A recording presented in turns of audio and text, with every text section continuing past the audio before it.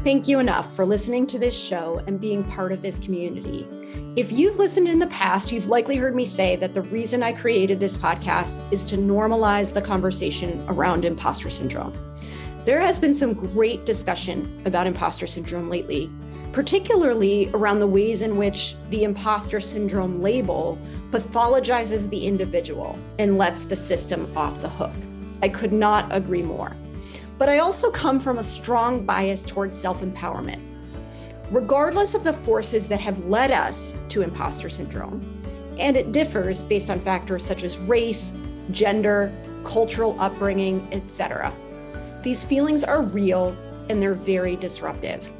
So, while we absolutely need to focus on structural change as it relates to systemic bias, inclusion, and psychological safety, in the meantime, we can also empower ourselves to manage imposter syndrome and other confidence challenges.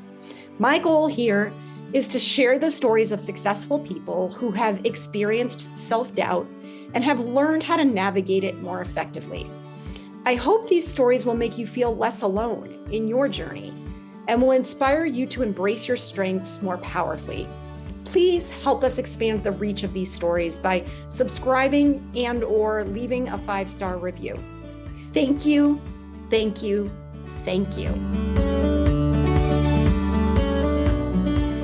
Welcome, Kelly. I am really excited to talk with you today, and I'm going to start by allowing you to introduce yourself. I know you're Kelly Hoey. What more can you tell us about yourself? For having me, and I'm looking forward to delving into this topic. So I am the author of a book called Build Your Dream Network, Forging Powerful Relationships in a Hyper-Connected World. Being an author is not my first career, nor was it one that was ever, kind of on a checklist, bucket list of things I wanted to do. I started my career as an attorney. That's sort of a default, perhaps, but an enjoyable career I had for 11, 12 years. I was then in law firm management, had the chance to become the global president of a business network for women, got involved in the startup community, and then took a pause and a breath and said, what is the thread between all these various and disparate little pieces of my career? And then in 2017, my book came out. Wonderful. And I know you and I talked privately about some of the imposter syndrome around the book. I'm really glad that you spoke with such pride just now when you mentioned the book.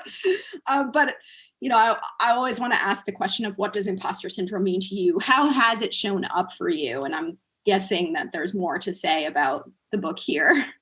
Oh yeah, there's a lot to say about the book, and you asking that question, I think, back in terms of another, earlier part in my career, which I'd love to explore with you as well. But in terms of imposter syndrome, it's like that, sometimes crippling, sometimes just nagging, like gremlin in your head that is like your negative cheerleader. And the basis for that imposter syndrome, often has no foundation, but it is there because someone has knocked us, or some belief has been internalized and knocked us off our game. Like, okay, I want to tell like a funny story because it does make people laugh. So I was in law school, first year law school, we needed to do moot court, kind of a practice, argue thing. You had to do this. And there was like 3 so-called judges, she says, kind of air quotes, who were practicing attorneys. And clearly one of the attorneys was not having a good day. And that person, in terms of being a judge, took it out on me. Or at least that's the way I perceive it. At the end of doing my little my moot court part, I burst into tears. And I swore I would do no public speaking, which I did none of for 15 years. I convinced myself that I was no good at it. Wow. I know. Crazy, right? I mean, I would go into court when I was practicing in Toronto, and I would, argue things in, the situations I needed to do and negotiate on behalf of my client. But if you said to me, Kelly, would you be on this panel? Oh, Kelly, would you do this? I'm like, no, I don't do those things. I don't do those things. Oh, oh my goodness. And so I'm tempted to ask you, but I don't want to get ahead of the conversation here. I'm tempted to ask you what happened after 15 years. That's when I changed from being a lawyer. So I did this career transition and took on a role. So I left the active practice of law to become manager of professional development for a global law firm. And no sooner had I landed on the job when the firm said, oh, we're having an associates conference in 3 weeks. There'll be like 550 attorneys attending. And you need to prepare like 25 minutes of remarks to tell everybody who you are and what you do. And I'm like, yeah, no. And they're like, no, yes, no. There was no choice. And so I was like, right, like just get off that horse and did that again. Now, I didn't rush to do any public speaking after that, but I was in a role where I was putting together programming all the time. And so I was, planning out what the programming was, choosing who speakers were, getting the moderators, and then I'd sit in the back of the room and watch my product, in essence, being presented to the associates. And I was like, yeah, this is not, no, that person, no. And I think finally, out of just annoyance and frustration, I, grabbed the microphone and took over the stage. But this stupidity for 15 years. Told people like, no, I don't do those things. Mm. Wow. I know. And I just feel so bad for you that you had that experience, because I think there's so many people who can relate to that. There's that one defining moment in our history that set the course for this whole challenge that we have. In some cases, it starts earlier, in some cases it starts later, but most of us, when we reflect, can look back and say, that was a turning point for me. Well, I think that's part of the reason wanting to have this conversation with you, because it's so ridiculous. Because here I am now, this published author. I've had a speaker series that I co-founded and ran for like 2 years with Apple. I have been on CNBC's Power Pitch. I'm represented by Penguin Random House's Speakers Bureau. Like, it's so ludicrous that for 15 years, and I think that was part of wanting to talk to you about it and share this with your listeners, is not in a kind of, oh, I did it, you can do it too kind of BS sort of way, but for other people to come maybe take a look at what was that tripping point and what are the real realities and facts around it, and what is just the nonsense that you've, like taken on somebody else's bad day, or taken on someone else's, instead of taking their poorly worded criticism and trying to figure out what was constructed in it, you've now internalized it saying, well, I'm just crap at this. Yeah. Well, and it sounds like at the end of that 15-year period where you were told, this is not optional, you have to do this, right? You really got pushed right back into the deep end again. Did you find yourself having to consciously do anything from a mindset perspective, from a behavioral perspective, to be able to show up in the way that you wanted to? Like, what was that experience like for you to do that again after all that time and after all of what you had told yourself during that time? It was a very formal speaking situation that I had to then do. So walk on stage, walk up to a podium, address people, wear a suit. I think I was only concerned, because I was so new into the job, of just not coming out, like a donkey's butt. Like, please, I've been working so hard for that career transition. I think that was the only thing that I just didn't want to come off as like just a complete like jerk and to have the firm think, oh, why did we hire her? So I think I really, there wasn't, and I, worked from prepared notes, which now in where I am now, in terms of my comfort level with speaking, I don't like to work from PowerPoint. I don't like to work from prepared notes. I like much more to have a direct connection with the audience, and engage with them and see what's resonating with them. And so there was a formality with it. And all I think I can remember from the time is like, don't let my hands shake too much, and let's just get through these 20 minutes. And then do you feel like that shifted everything immediately, or did you have to ease back into beyond that, getting to where you are today?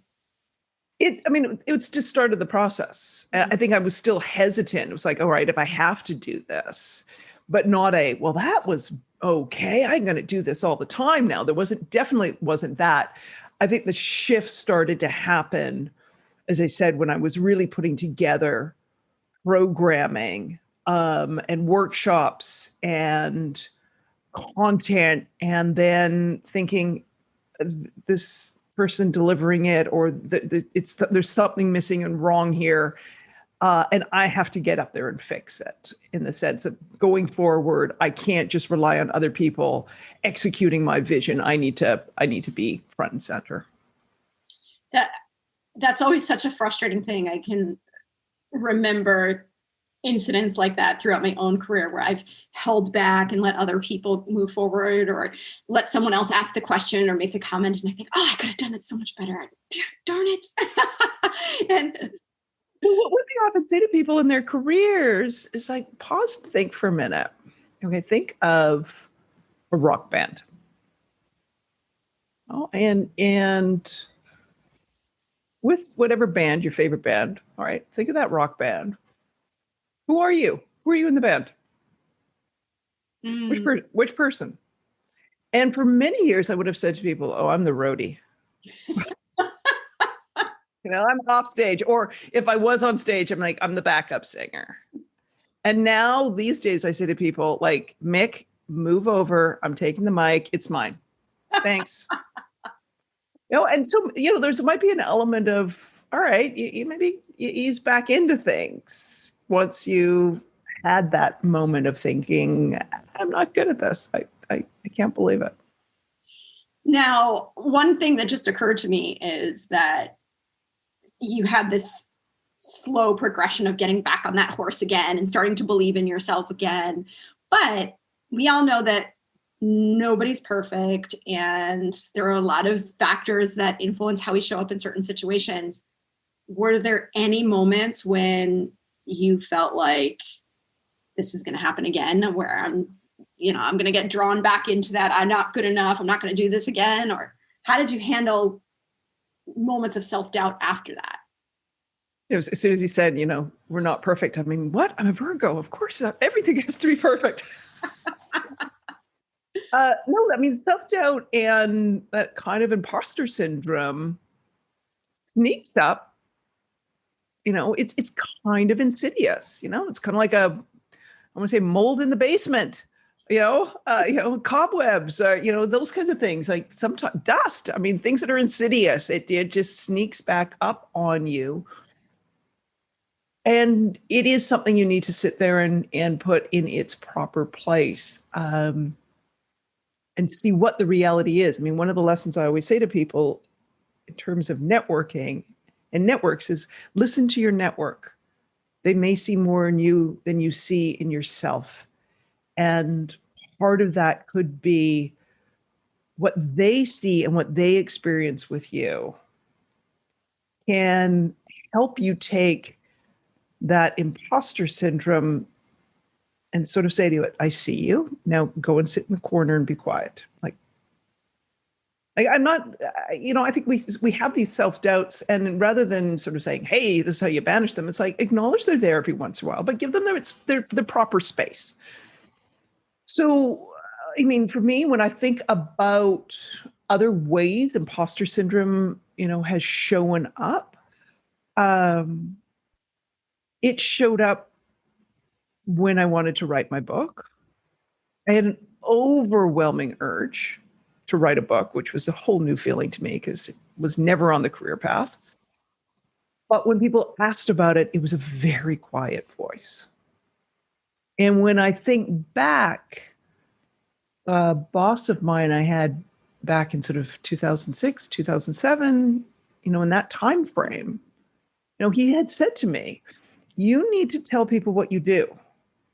You need to talk, you need to guide people on this thing, networking, because you do it differently, so much more differently than anybody else. And other people could benefit from your lessons. You should do this. And I remember telling him he was an idiot. And that was the stupidest thing I'd ever heard. And whether that kind of flipping off rather than looking at him saying, tell me more. I think I just assumed that didn't everyone network the way I did? But was there some other manifestation of doubt on what it was that has turned out to be, my unique skill set and voice on a subject matter that something a lot of people struggle with? I really like what you're saying too about, first of all, listening to your network, but also the idea of expressing that curiosity, not immediately jumping to the conclusion that you have no idea what you're talking about, or you're just trying to be nice, right? You're just saying that, or whatever that inner critic voice is that's telling us that this is not valid feedback. I often recommend that idea of curiosity. Like, tell me more. Can you expand upon this a little bit? And that can help quiet some of the self-doubt and also give us some important information. Yeah, because it could be, that thing that you do so easily, even if you don't have, massive doses of confidence of, all right, I do this easily. Doesn't everyone do it this way? Okay, maybe they don't do it this way. Well, what could I do with this? Even if there's somewhere in there that you're like, oh, but that would be scary to explore this further. And what would that mean? Kind of behooves you to sit there and say, all right, tell me about this. What do you mean?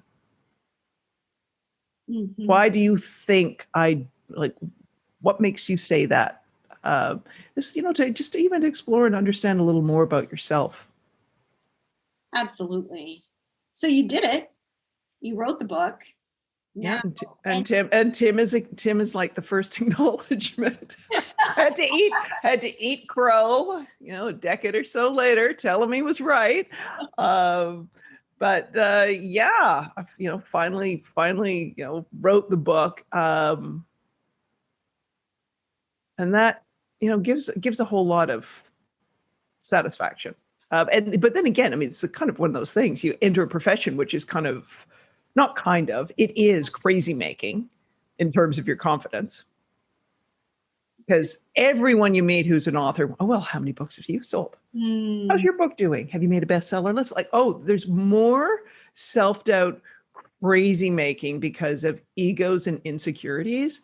And one of the things I find I need to do is, so I live in New York City, and they have those horse-drawn carriages in Central Park, and the horses wear those blinders. It's almost like on some of the stuff I have to stick those blinders on because the amount of other people's negative or jealous or insecure, energy that you can take on as an author is just new levels of manic, let me tell you.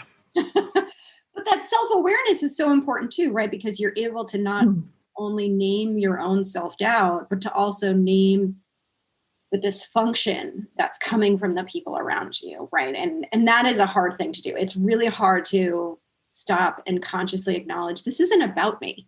What they're asking is about their own insecurities, whatever's going on in their own heads. I have nothing to do with this. And so I'm just going to march forward and tune it out. Well, I think, and I'm guessing with how you work with people on their imposter syndrome very much aligns with when I talk about networking, where I often sort of say to people, pay attention to your energy levels. Where are the times in engaging with other people that you, regardless of your personality type, you're just kind of filled with energy, like their presence or the activity or the learning kind of buoys you up and fills you, even if it's exhausting. And when are the times, and it could be with one person or 1,000 people in a room, when are the times that you're really happy you have a smartphone and you can stick your face in it and not talk to anyone? And pay attention to that stuff and sort of then take a bigger step back and say, what does it tell me about myself? What does it tell me about this group or this club or this meetup? Like, but most importantly, what does it tell me about me? Why was I energized when I walked into that event with 20 people on that date? But why did I have zero energy with a similar group and same size, yesterday? Like what was different? Because you need to put yourself into the situations that, lift you up. I absolutely love that. And you're right. That is very analogous to what I talk to people about when working on imposter syndrome, because the thing about imposter syndrome is that if we tell ourselves, I'm not good enough, or I lack confidence, or whatever it is, it becomes this sweeping, all-encompassing way of defining ourselves, when in actuality, imposter syndrome is very episodic. It's very situational. And it's really important, like you're saying, to understand what are the triggers. What are the situations when you feel like I'm on fire? I am showing up as my best self. I'm energized. I feel good. And what are those situations that undermine me and make me feel like I have no value to offer? I'm a fraud. I don't belong in this room. And to try to, as much as possible, create the conditions that allow you to thrive and be your best self, but to also be able to anticipate what some of those challenging moments might be and be prepared. Have some kind of a tool or something that you can pull out in the moment to help you get through it more powerfully. Yeah, I was sort of thinking the understanding of when you're going to be in a situation that is, not your optimal. That's right. And understand why you've made that choice, and then grounding your discomfort in that, oh, I'm here to do X, or I'm here to learn Y, or whatever it may be, as a way of helping you through the situation.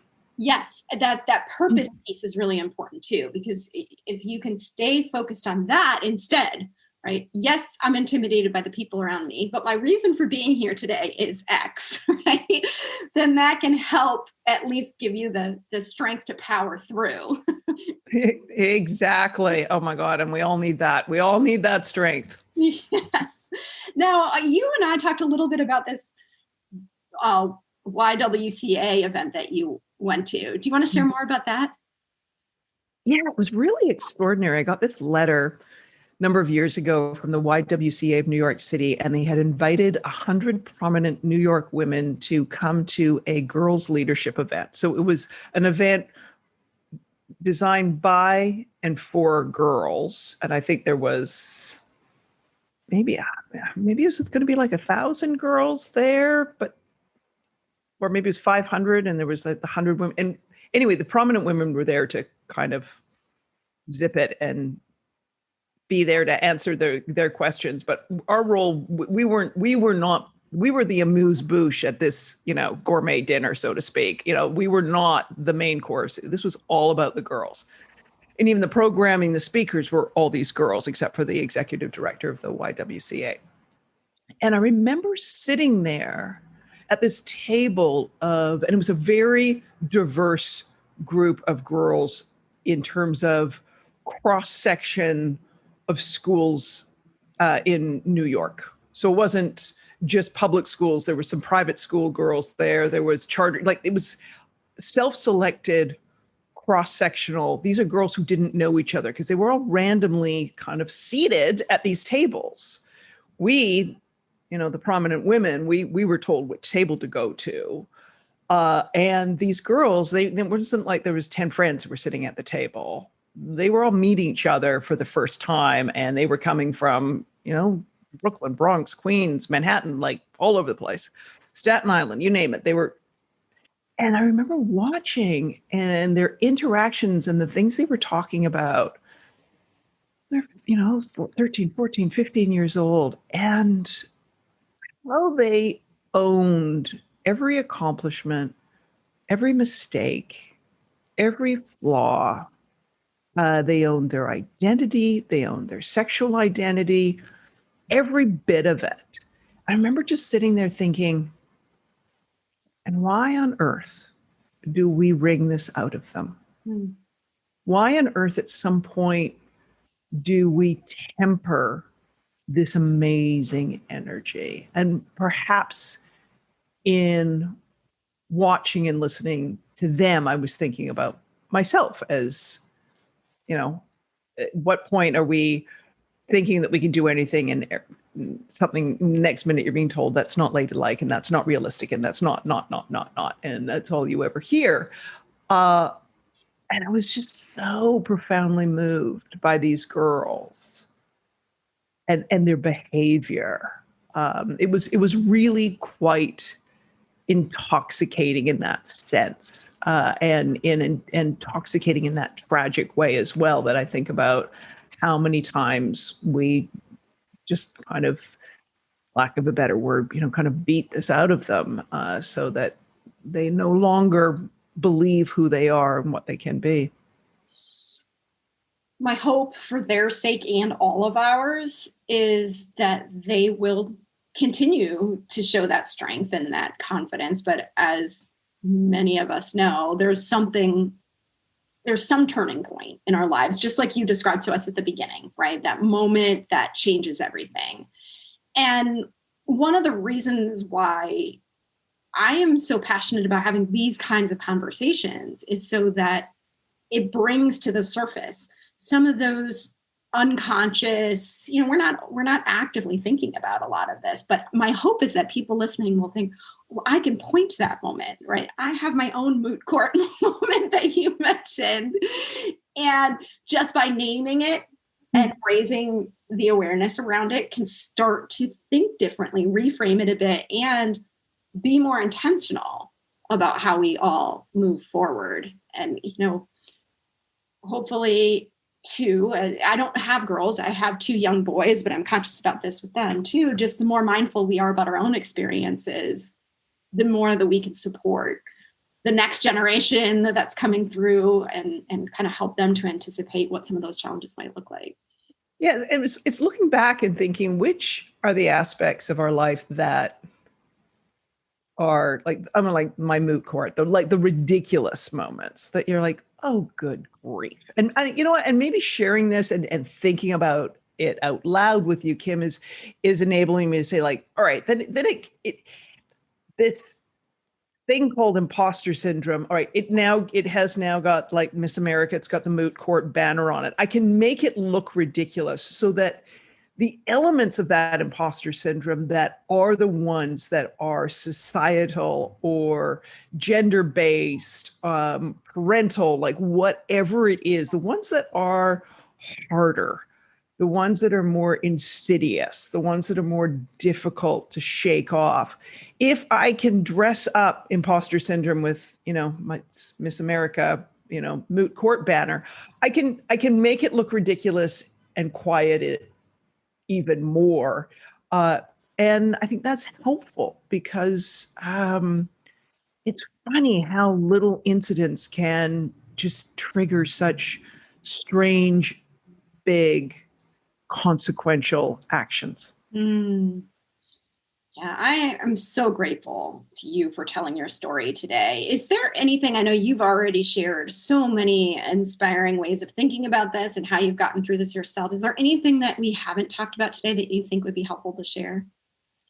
Well, one of the things is for those of us when we reach positions of some level of accomplishment, I think it's important for us to share our stories, but I also think it's helpful and necessary for us to help other people work through their stories. And so, maybe this is my kind of rallying, my call to action to sort of say, this is why you mentor. This is why you provide that guidance to help other people through their challenges. And my guess is when you do that, you're also going to work through any lingering, elements of your own that may be holding you back as well. I love that. I think that's such a powerful way to wrap up too, because you're absolutely right. And I can't, as a coach, I owe so much of my own confidence and my own confidence journey to the experience of supporting other women who are going through similar challenges. So I know exactly what you're talking about. I think that's one of those things. Well, people will say to me, Kelly, you're one of the most confident people I know. But there's an element that's like, yes, and confident people can have flaws and have imperfections and have doubts. And maybe the confidence comes from not being confident all the time, but working through the ridiculous as well as the insidious, bouts of imposter syndrome. Absolutely. I think you're absolutely right. And I will share more information about your book in the show notes as well for anybody who's interested. And thank you again, Kelly. I really appreciate this conversation. Thank you.